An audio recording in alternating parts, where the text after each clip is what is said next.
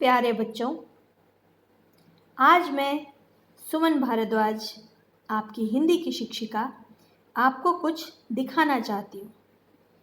तो आइए देखते हैं लाख से बनी हुई कुछ चीज़ें जिन्हें देखने में आपको निश्चित रूप से मज़ा आएगा। ये कुछ डिब्बियाँ हैं जो कि लाख से बनी हैं और ये सिंदूर रखने के काम में आती हैं। इसी प्रकार ये कुछ चूड़ियाँ हैं जो लाख से बनी हैं और इन्हें महिलाएं अपने श्रृंगार के लिए प्रयोग करती हैं। ये लाख के बने कंगन हैं जिन्हें पहनकर स्त्रियां निश्चित रूप से खूबसूरत लगने लगती हैं। आप बिल्कुल सही समझे। आज मैं आपको आप ही की पाठ्यपुस्तक वसंत भाग 3 के पाठ 2 लाख की चूड़ियाँ पढ़ाने जा रही हूँ। बच्चों, आपने लाख नामक पदार्थ के बारे में सुना होगा। मैं आपको इसका कुछ संक्षिप्त परिचय देना चाहूँगी जिससे कि आपको पाठ बहुत अच्छी तरह समझ में आ जाए। पाठ 2 लाख की चूड़ियाँ के लेखक श्री कामतानाथ जी हैं, जो हिंदी साहित्य में जाने माने कथाकार के रूप में जाने जाते हैं। इन्होंने आपके लिए एक बहुत ही रोचक कहानी लिखी जिसका नाम है लाख की चूड़ियाँ। अब प्रश्न ये उठता है कि लाख होता क्या है।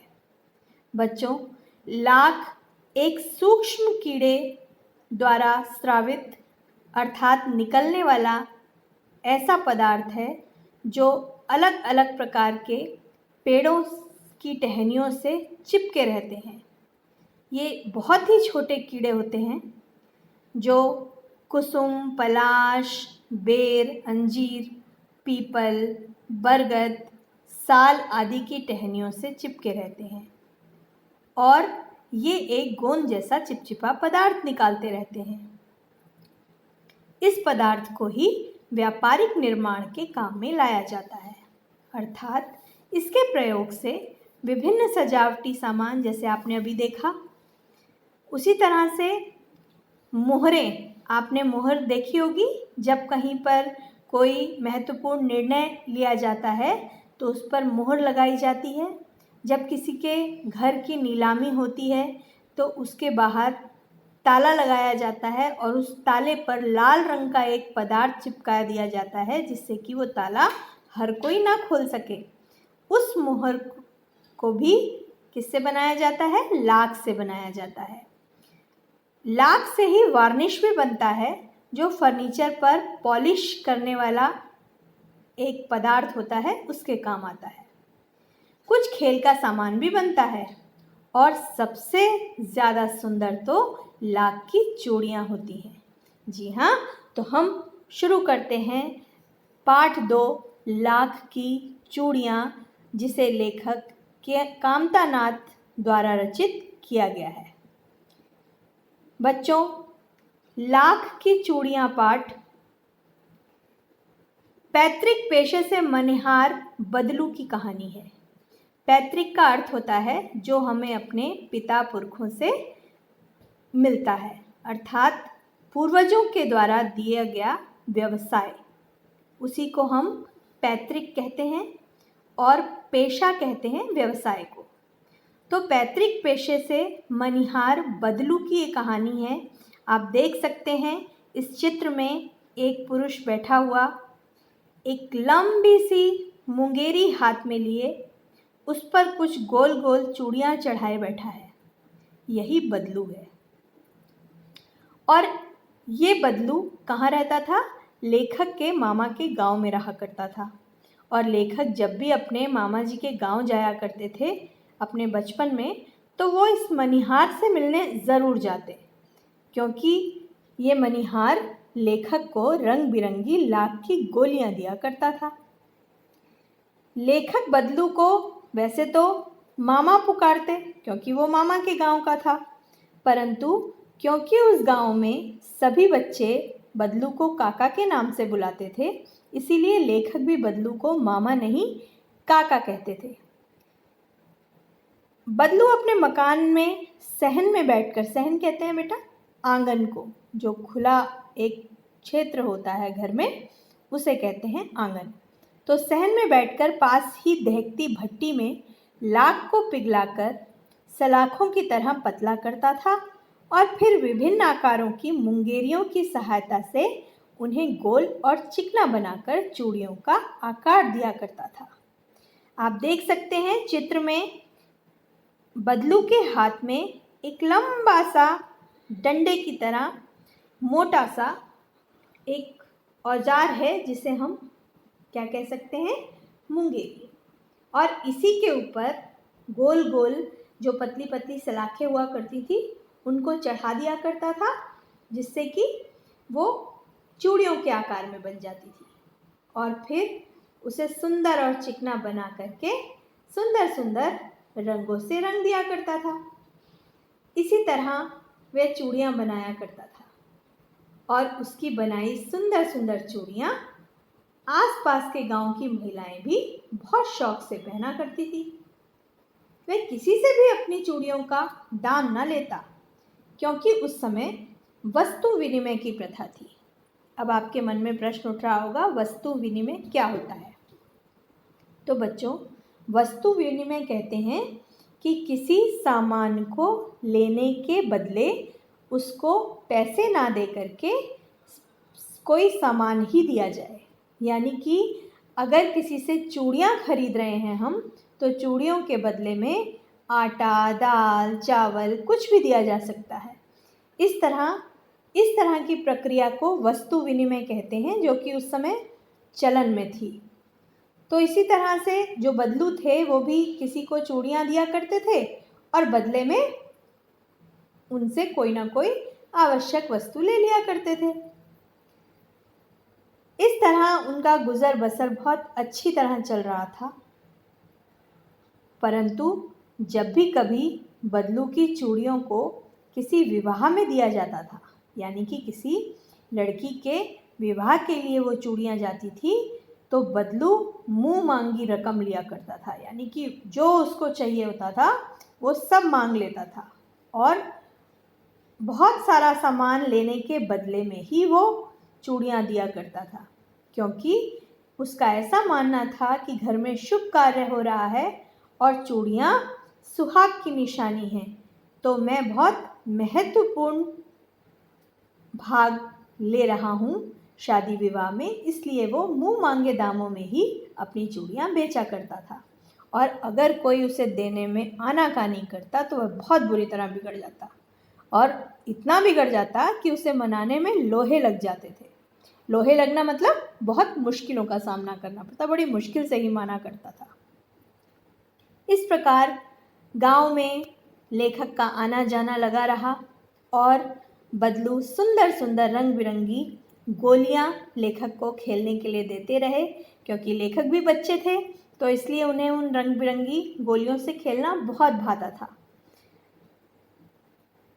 लेकिन जब भी कभी लेखक उनसे कांच की चूड़ियों की बात करते, क्योंकि लेखक शहर में रहते थे और जब भी वो शहर से वापस आते तो वो बदलू को बताया करते थे कि शहर में तो स्त्रियां कांच की चूड़ियां पहनती हैं और वो बहुत बारीक होती हैं, बहुत सुंदर होती हैं। पर ऐसा सुनते ही बदलू को क्रोध आ जाता था और बदलू बहुत बुरी तरीके से चिढ़ जाता था। यहाँ तक कि कभी कभी तो इतना भड़क जाता कि व्यंग करने लगता। जब हम गुस्से में कोई अजीब सी बात करते हैं, यानी कि बिल्कुल विरोधी तत्व की बात करते हैं, तो उसे व्यंग कहते हैं। इसी तरह बदलू कहा करता था, अरे शहरों की बात क्या, वहाँ तो औरतें अपने मर्दों का हाथ पकड़कर चलती हैं।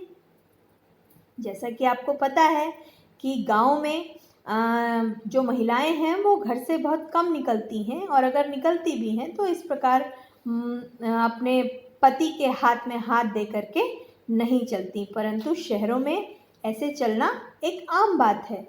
तो इसी तरह से बदलू कहा करता था, अरे शहरों की तो बात ही निराली है, वहाँ तो औरतें अपने मर्दों का हाथ पकड़कर चलती हैं। इसलिए यदि वहाँ की औरतें कांच की चूड़ियाँ पहनेंगी तो उनके हाथ में मोच ना आ जाएगी। ये उनका व्यंग था। व्यंग के रूप में वो इस प्रकार की बात करते थे। इसी प्रकार समय बीतता गया।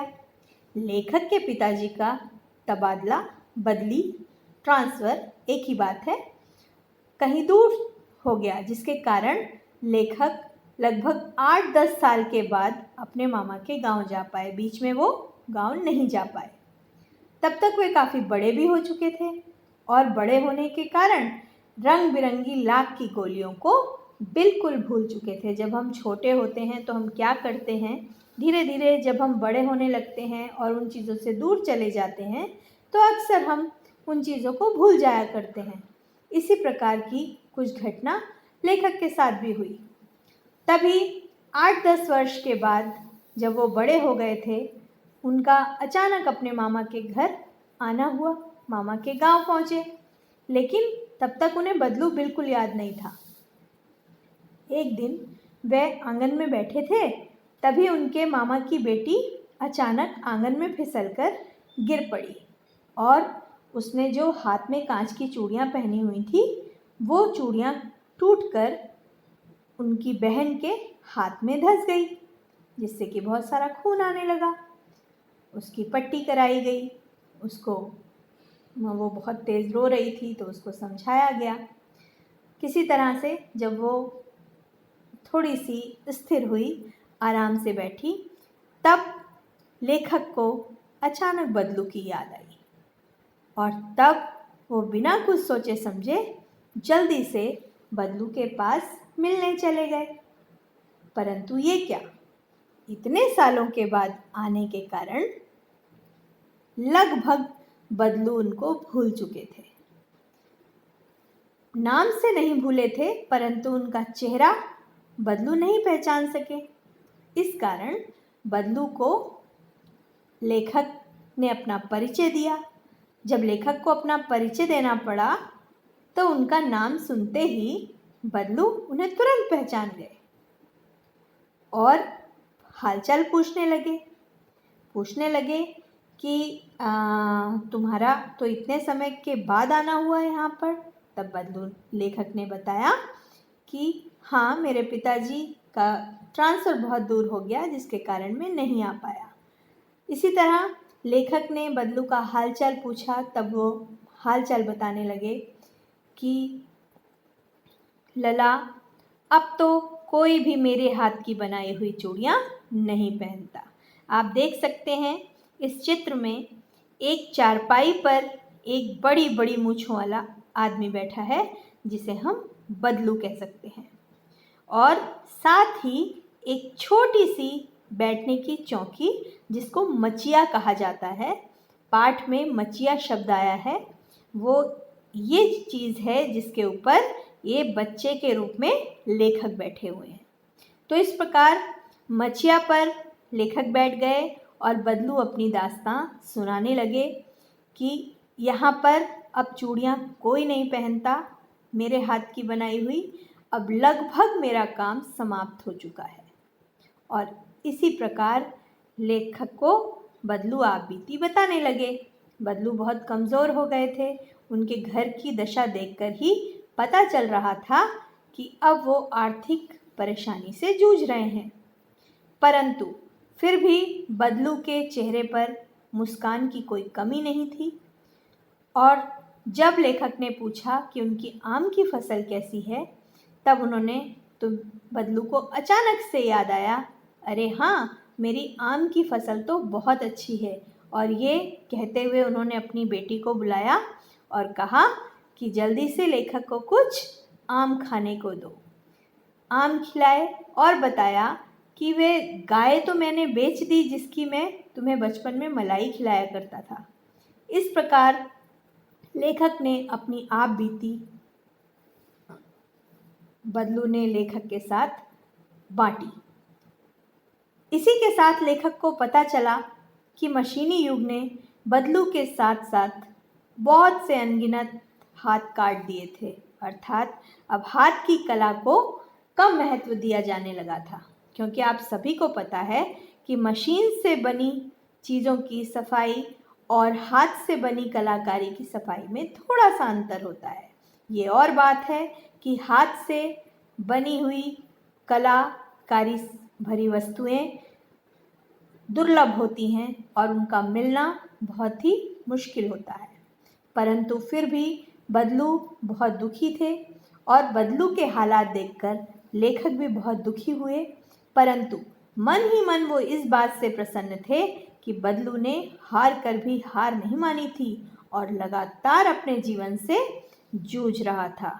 तो इस प्रकार लेखक ने बदलू मनिहार की व्यथा बताते हुए, मनिहार का अर्थ चूड़ी बनाने वाला होता है, ये मैंने पहले भी बताया था आपको।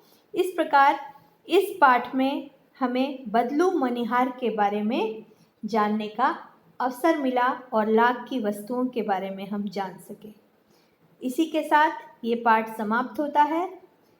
आप सभी अपने अपने घरों में सुरक्षित रहें, स्वस्थ रहें और परेशानियों में भी हार न मानें। धन्यवाद।